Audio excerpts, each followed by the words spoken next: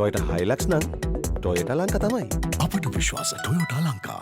I think the president had a nightmare last night and came to parliament today under a lot of pressure. It seemed like he was delivering a speech as if he were the opposition leader. I don't know if he's speaking based on rumors, but in his speech, he revealed that a change will happen in the month of December. Then he said there will be changes before and after that as well. But change must happen through public belief. The president spoke about a conspiracy. However, there's one conspiracy that involves giving the public unrealistic hopes and expectations of creating a thriving nation, a beautiful life. That conspiracy is taking place with the support of a 2/3 majority in parliament. Therefore, I would like to tell the government that the progressive opposition will not be a part of any political conspiracy, nor have we ever been party to such a conspiracy.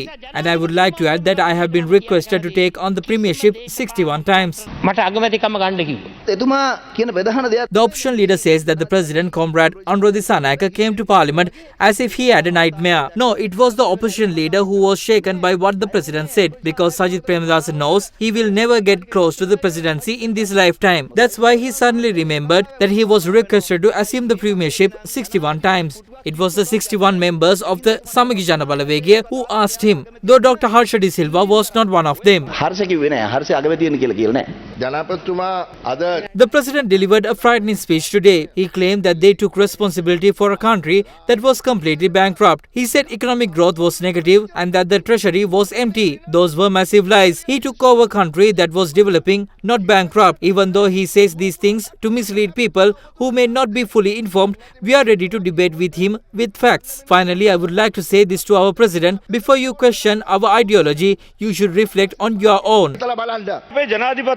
Our president is required to come to parliament once a week. It seems like he tried to cram a lot of data into his speech. That was a speech filled with data intent to conceal the truth. Nevertheless, we must commend his attempt. He tried to claim that this country is on the right track. However, he forgot that he was speaking to the potential class of this society. Where are those people reflected in these facts? Who did you collect countless taxes from? It was from the impoverished through one tax after another. The government has forgotten its promise about removing VAT on school supplies. We respect the government's narrative on pursuing a path of anti-corruption. I'm not saying corruption isn't happening, but the anti-corruption narrative must be followed by actual action. Because if you only talk about anti-corruption, how can a country truly move forward? The president previously made a speech about education in which he said that some people run from individuals and then they try to replace those same individuals. He said that kind of people are useless. Now the reason why he has to come to parliament is because the people who helped him with small tasks are now trying to do useless things.